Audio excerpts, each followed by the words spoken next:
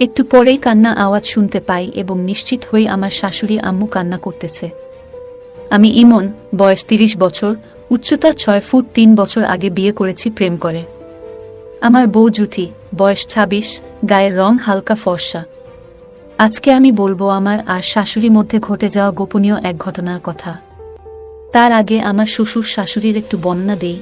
আমার শ্বশুরের নাম রনি, বয়স ৪৮, পেটানো শরীর, উচ্চতা ৫ ফুট ৮ ইঞ্চি। আমার শাশুড়ির নাম মলি, বয়স ৩৮, গায়ের রং শ্যামলা। আমার শ্বশুরের একটা মুদির দোকান আছে আর শাশুড়ি গৃহিণী। আমার বউ তার বাবা মার একমাত্র সন্তান। আমার শ্বশুর শাশুড়ি একটা ফ্ল্যাটে থাকে। ফ্ল্যাটের বর্ণনাটা হলো ২টা পাশাপাশি বেডরুম আর একটা ২ রুমের সাথেই অ্যাটাচড বাথরুম, আর ২ বেডরুমের সাথে অ্যাটাচড একটা ডাইনিং, তার সাথে কিচেন রুম। বরাবরের মতোই আমার বউ জুথি আর আব্বু আম্মু খুব ফ্রি মাইন্ডের, যেটা আমার কাছে খুবই সুখের আর আনন্দের। আমার শ্বশুরকে আব্বু আর শাশুড়িকে আম্মু বলে ডাকি। তবে আম্মু অনেক বেশি রাগী মেজাজের মানুষ, যে কোনো কথাই রাগী ভাব নিয়ে কথা বলে। আব্বু একেবারে নরম মনের মানুষ, সবসময় হেসে হেসে কথা বলার চেষ্টা করে। আম্মু সবসময় সেলোয়ার কামিজ পরে আর আব্বু সাধারণত লুঙ্গি আর গেঞ্জি পরে বাসায়। ঘটনা শুরু হয় আমার বিয়ের প্রায় ৪ মাস পর। আমি আর আমার বউ জুথি যখন তাদের বাসায় ঘুরতে যাই। যাওয়ার পর আব্বু আমাকে বলল, ইমন তোমাকে একটু ইন্ডিয়া যেতে হবে। আমি বললাম, কেন আব্বু? আব্বু বলল, আমার ব্যবসার কিছু জিনিসপত্র আনতে হবে। আমার যাওয়ার কথা ছিল, কিন্তু আমি যেতে পারবো না, দোকানের চাপ অনেক। আমি তো মহা খুশি, ভালোই তো, শ্বশুরের টাকায় বউকে নিয়ে ইন্ডিয়া একটু ঘুরে আসতে পারবো। ইন্ডিয়া যাওয়ার কথা বলায় জুথি আমার মন খারাপ করে দিল, কারণ ওর শরীরটা ভালো না, ওর যেতে ইচ্ছে করছে না। কিন্তু আমার একটু অবাকই লাগলো, কারণ যে ঘুরতে যাওয়ার পাগল, ইন্ডিয়া যাওয়ার খুবই শখ তার। যাই হোক, মন খারাপ করে বসে রইলাম, কিন্তু কাউকে বুঝতে দিলাম না। তবে এই মন খারাপের উপরে আরও মন খারাপ করে দিল আমার শাশুড়ি। সে নাকি আমার সাথে ইন্ডিয়া যাবে, তার নাকি কিছু কেনাকাটা আছে। এমনিতেই আমার শাশুড়ির মেজাজ প্রচুর খিটখিটে, তার ওপর এখন আমার সাথে ইন্ডিয়া যাবে। ভেবেছিলাম বউর সাথে যাক বা না যাক, নিজে নিজে একটু এনজয় করব, এখন তাও আর হলো না। যাই হোক, আমার শ্বশুর কাগজপত্র রেডি করে দিল ২ জনের। সেখানে আমরা ২ রাত ৩ দিন থাকব, যথারীতি ২ দিন পরে আমাদের ফ্লাইট। আমি আর আম্মু বিমানে উঠে গেলাম। আজকে আম্মুকে একটু অন্য রকমই লাগলো, কারণ তিনি আজকে একটা গর্জিয়াস জর্জেটের খেলোয়াড় কামিজ পরেছে, ওড়নাটাও একপাশে ঝুলিয়ে রেখেছে।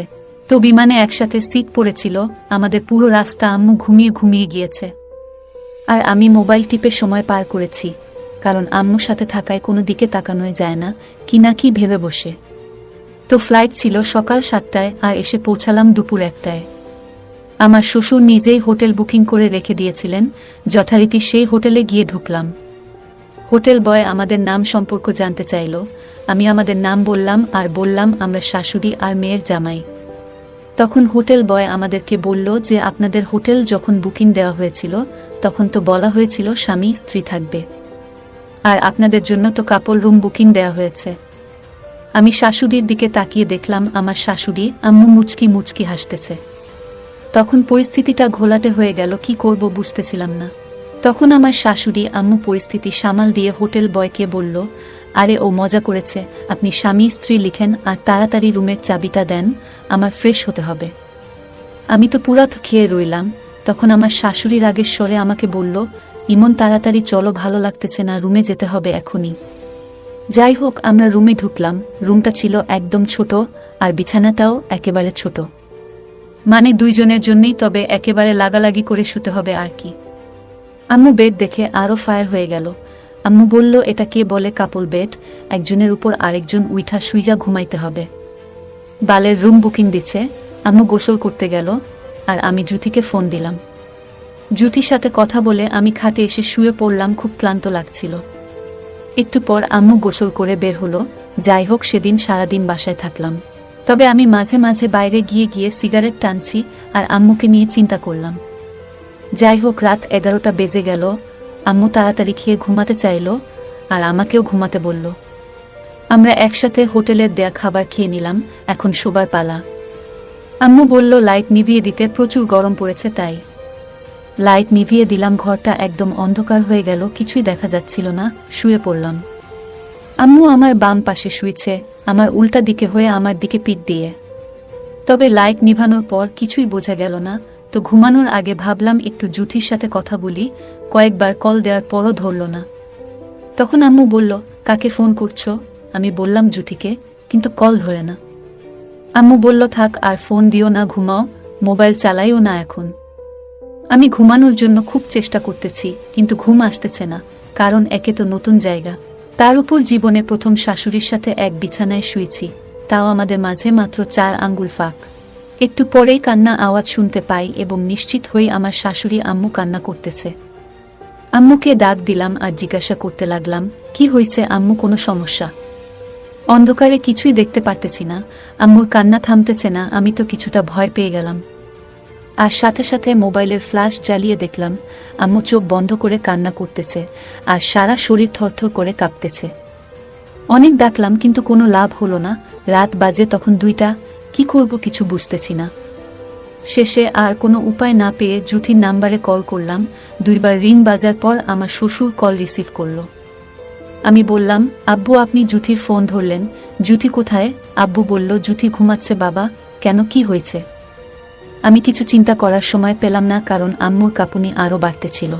7-5 না ভেবে আব্বুকে আম্মুর সমস্যার কথা বললাম। আব্বু বলল, কি বলো বাবা, তাহলে তো সমস্যা, আমিও তো সাথে নাই, এখন কি করা যায়? আমি বললাম, আব্বু আম্মুর কি হয়েছে বলেন, আর আপনি নাই তো কি হয়েছে, আমি তো আছি, বলেন কি ঔষধ নিয়ে আসব। আব্বু বলল, বাবা তোমার আম্মুর এটা অনেক আগে থেকেই সমস্যা, এটার তো কোনো ঔষধ নাই, শুধু একটা উপায় আছে কাঁপুনি কমানোর, কিন্তু সেটা সম্ভব না বাবা। আমি বললাম, কেন সম্ভব না আব্বু, আমাকে বলেন কি উপায়? আব্বু বলল, তোমার আম্মুকে বডি হিট থেরাপি দিতে হবে বাবা। আমি বললাম, সেটা কিভাবে আব্বু?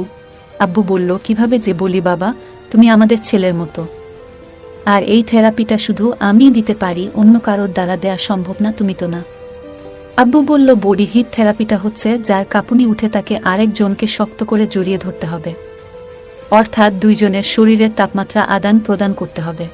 এখন একটু বুঝে করতে পারলে করো বাবা। আমি তো শুনে খেয়ে গেলাম, এটা কিভাবে করি? ফোন কেটে দিলাম আর ভাবতে থাকলাম কিভাবে কি করব। আমার আর কোনো উপায় না দেখে আম্মুর পাশে শুয়ে সাধারণভাবে যেভাবে মাকে ছেলে জড়িয়ে ধরে সেভাবেও ধরলাম। 10 মিনিট এইভাবে থাকলাম, কোনো উন্নতি দেখলাম না। একটা হট মুভির কথা মনে পড়ে গেল, সেখানে নায়িকার ঠান্ডা লাগছিল, তখন নায়ক নায়িকাকে জড়িয়ে ধরছিল। আর কিছুই ভাবার সময় পেলাম না, আমি ও শাশুড়ির সাথে খারাপ কাজ করতে শুরু করলাম। পুরো ব্যাপারটা একটা রোমান্টিক হট পরিস্থিতি হয়ে যাচ্ছে। এইগুলো ভাবতে ভাবতে আমি আমার কাজ করে যাচ্ছি। আম্মু বেশ মজা পাচ্ছিল। কিছুক্ষণ পর আম্মু বলে উঠল, কেমন লাগছে এমন? আমি বললাম, বলার মতো কোনো ভাষা নাই আম্মু, যে সুখ পাইছি জীবনেও কোনোদিন পাইনি আম্মু। কিন্তু আম্মু বলল, কিন্তু কি বাবা? আমি বললাম, আজকের এই ঘটনা যদি জুথি জানতে পারে, ও অনেক কষ্ট পাবে, ও আমাকে অনেক বিশ্বাস করে, আপনি প্লিজ ওকে কিছু বলবে না। আম্মু বলল, তুমি এত ভয় পাচ্ছ কেন? আজকের ঘটনা কেউ জানবে না, তুমি শুধু আমাকে খুশি করে দাও। এইভাবে চলল হোটেলের 2 দিন। যাই হোক, আজকের ভিডিওটি এই পর্যন্ত। যদি আমাদের ভিডিওগুলি ভালো লাগে তাহলে লাইক, কমেন্ট এবং শেয়ার করুন, আর সবার আগে ভিডিও পেতে আমাদের চ্যানেলটাকে সাবস্ক্রাইব করুন। সবাইকে ধন্যবাদ।